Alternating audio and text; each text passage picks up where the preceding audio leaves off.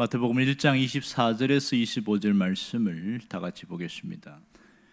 요셉의 입장에서는 상당히 충격적이고 놀랄 일이 맞습니다. 어느 날 요셉이 생생한 꿈을 꾸었는데 이 꿈은 그냥 외면하기에는 너무나 충격적이고 너무 생생한 실제적인 꿈이라서 많이 고민을 했을 것 같습니다. 이 특별한 꿈을 꾼 이후에 요셉의 행동은 바로 즉시 움직이게 되었습니다. 오늘 여기에 눈여겨 나타나는 게 단어가 나는데 주의 분부대로 행하여 이렇게 말을 하고 있습니다. 그러니까 이 말의 뜻이 뭐냐 하면 이전에 이제 가만히 끊고자 하여 그랬단 말이에요. 그러니까 마리아와 관계를 이제 파혼을 하려고 한 그 상황에서 천사가 꿈속에서 나타나서 데려와라 이렇게 얘기를 했습니다. 그래서 요셉이 한 행동은 주의 사자의 분부대로 행하여 이렇게 나옵니다. 결국 임신한 마리아를 보호하기 위하여 데려왔다 이런 뜻이 되겠습니다. 여기서 의문점이 생기는 게 그러면 보통 이들은 정혼을 한 이후에 1년이나 혹 1년 반 그 정도의 즈음에 다음에 이제 결혼을 하게 되는데 약혼식이 있고 결혼식이 있습니다. 그럼 요셉이 결혼식을 한 후에 데리고 왔을까 아니면 오늘 약혼식 가운데 그 중간에 데리고 왔을까 이런 의문점이 있습니다. 사실은 정확한 해답은 없어요. 어떻게 됐는지는 잘 모릅니다. 그러나 오늘 본문의 정황상 보면 아마도 결혼식을 한 이후가 아니라 바로 주의 사자의 분부대로 행하여 하는 거 보면 그가 꿈을 꾼 이후에 바로 데려왔을 가능성이 많습니다. 물론 그 가운데 아버지의 승인이 있어야 되는 건 사실이겠죠. 그런 상황들은 성경은 다 생략을 해버렸습니다. 자, 우리가 그렇다면 그러면 결혼식을 하기 전에 데려왔다고 한번 생각해 봅시다. 이럴 때 무슨 일이 생길까요? 요셉이 감당해야 할 수많은 불이익이나 또 어려움이 엄청 많다는 걸 알 수 있습니다. 가장 크게는 가문의 명예에 상당히 문제가 심각해질 수 있습니다. 그들은 명예를 굉장히 중요시 여기는데 이렇게 임신한 아내를 데리고 온다. 이건 상당히 위험한 일이고 또 하나는 요셉 자신의 명예를 더럽힐 수 있습니다. 그는 성경에 기록된 대로 의로운 사람으로 인정을 받았습니다. 그러면 주변 사람들에게도 상당히 존경을 받고 있고 저 사람은 굉장히 괜찮아요. 인격적으로 괜찮아. 이렇게 모두에게 인정을 받았을 텐데 이 하나의 행동 때문에 그 자체가 상당히 무너질 가능성이 굉장히 많습니다. 그러기에 이 행동을 할 때는 상당한 충격과 손해와 어려움을 감수하지 않으면 하기 어려운 그런 희생적 결단이다 이렇게 표현할 수가 있겠지요. 정말 손가락질 당하는 것은 감수해야 됩니다. 그리고 평생 좋은 글씨가 쓰여진 것처럼 여겨지는 일도 그것도 감당해야 됩니다. 이 불편한 고통과 그런 꼬리표는 견뎌내야 하는 그것이 다 요셉이 해야 될 일인 것은 맞습니다. 그러면 어떻게 이렇게 할 수 있었냐 하는 거예요. 그것은 요셉이 하나님의 말씀에 순종하는 사람이었기 때문에 가능한 일입니다. 오늘 주의 사자의 분부대로 행하여 하는 이 구절을 자세히 보면 정말 그렇습니다. 하나님의 명령에 절대적으로 순종하는 요셉의 신앙이 분명하게 드러나고 있습니다. 오늘 주의 사자의 분부대로 행하였다. 여기에는 무엇이 배제되었을까요? 자기 생각입니다. 자기가 계산을 하거나 따졌다면 절대로 할 수 없는 행동이죠. 자기 생각을 버렸기 때문에 가능하였고 더하지도 빼지도 않고 주님이 명령하신 대로 행했다. 이렇게 할 수 있습니다. 자, 그렇다면 마리아가 이런 상황이 있는 것을 알고도 요셉이 마리아 데려오기를 주저하지 않았다 하는 것을 알 수 있죠. 달리 말하면 즉시 순종했다 이렇게 할 수 있습니다.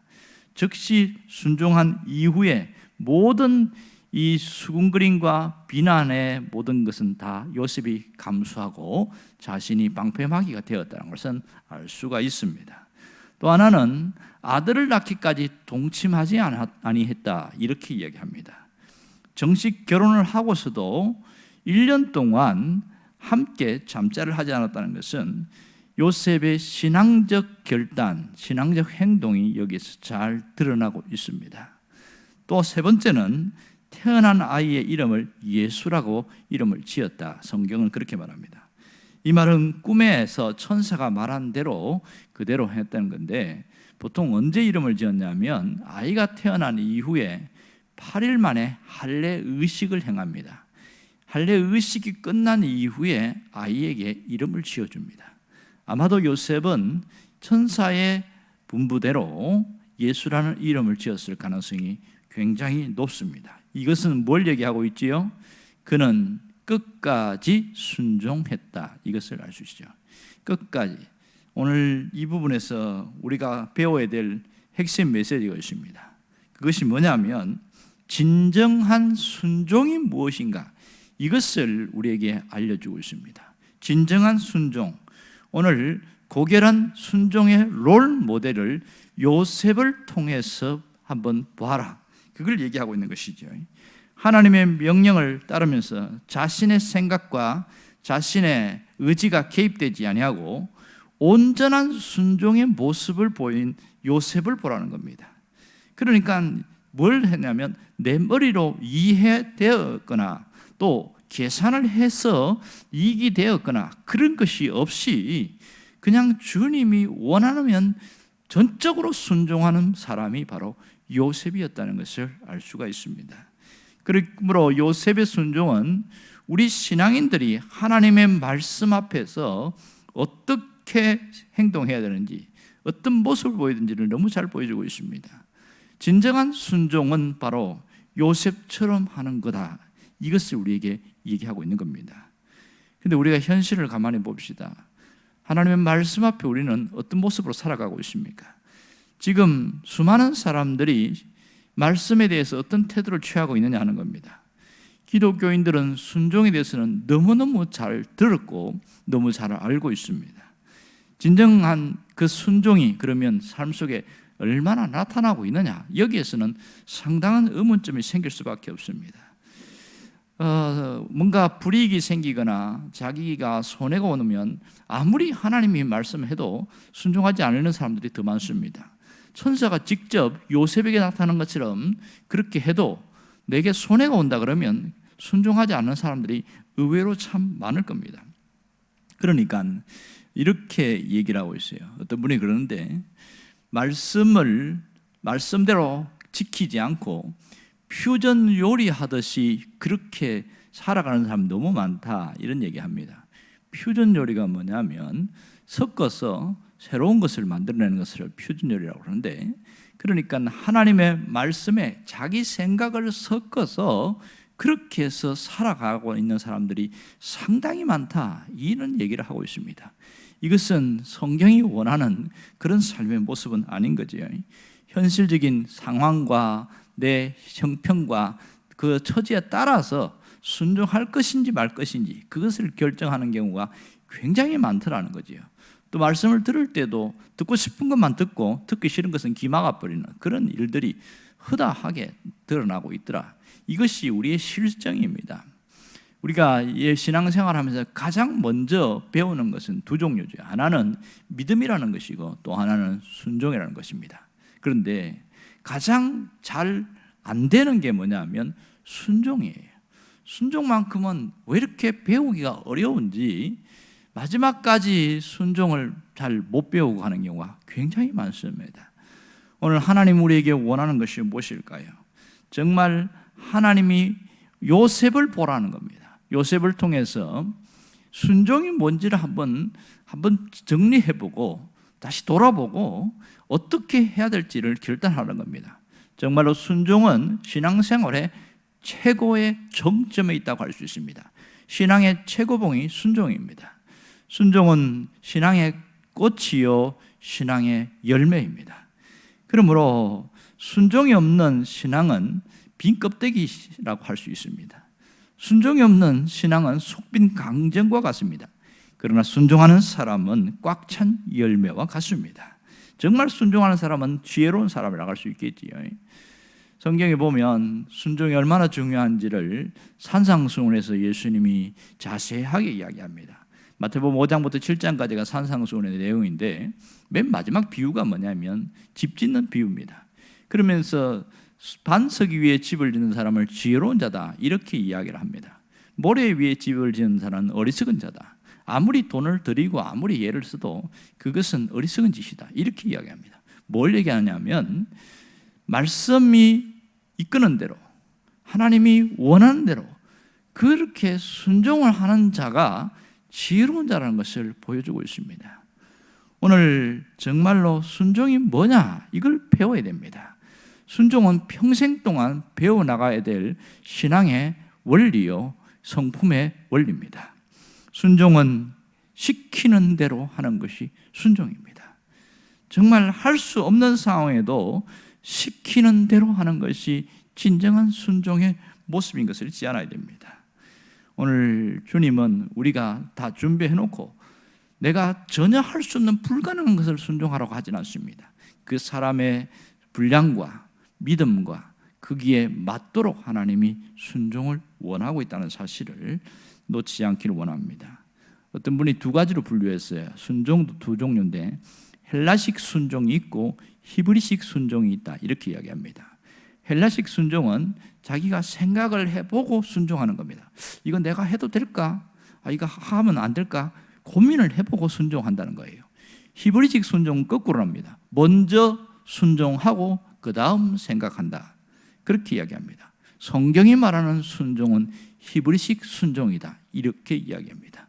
그러면서 아브라함을 예로 들어서 이야기를 한 것 읽어봤는데 정말 맞습니다.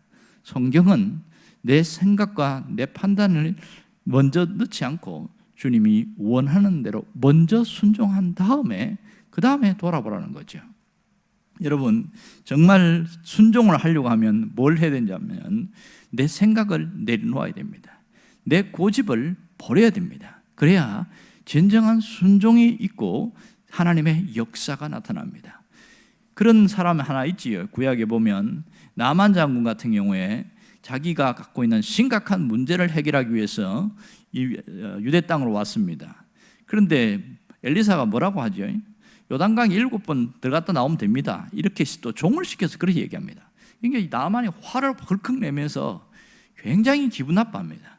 그래서 성경을 말하면 내 생각에는 이러면서 직접 와서 나에게 정중하게 인사를 하고 또 내가 있는 이 문둥병에 거기에다가 손을 얹고 그렇게 기도하고 이렇게 해줄 줄 알았다는 거예요. 자기 생각과 안 맞으니까 엄청나게 화를 내는 겁니다. 또 하나는 꼭 요단강에만 가야 되느냐? 우리나라에 좋은 강들이 있고 온천수도 있는데 거기 가서도 들어가면 되지. 그렇게 하면서 가자 이러할 때에 밑에 있는 종이 그러니까 부하인지 모르겠습니다만은 그렇게 설득을 하고 해서 아니 그냥 한번 해보시지요 이렇게 해서 요단강에 들어갔다가 그가 어마어마한 놀라운 일을 경험하지 않았습니까? 자기 생각대로 자기 안 되어서 열을 받아서 화를 내고 돌아갔다면 그는 그 병 때문에 빨리 죽었을 가능성이 많습니다. 여러분 순종은 내 생각을 내려놔야 됩니다. 자기 고집을 꺾어야 됩니다. 그래야 정말 순종의 사람이 될 수 있습니다. 성경은 수도 없이 우리가 살 길에 대하여 말하고 있는데 그게 뭐냐? 순종이라는 겁니다.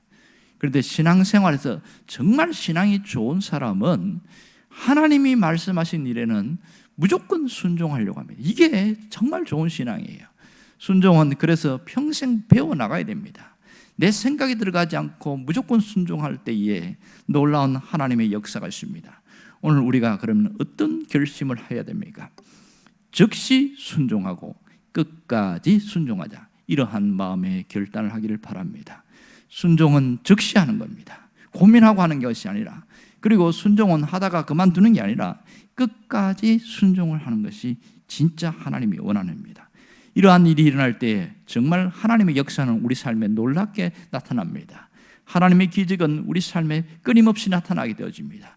불가능한 것을 가능케 하는 역사가 있고 안 되는 것을 되게 하는 놀라운 하나님의 역사는 순종을 통하여 이루어집니다. 여러분이 오늘 이러한 결단이 있기를 원합니다.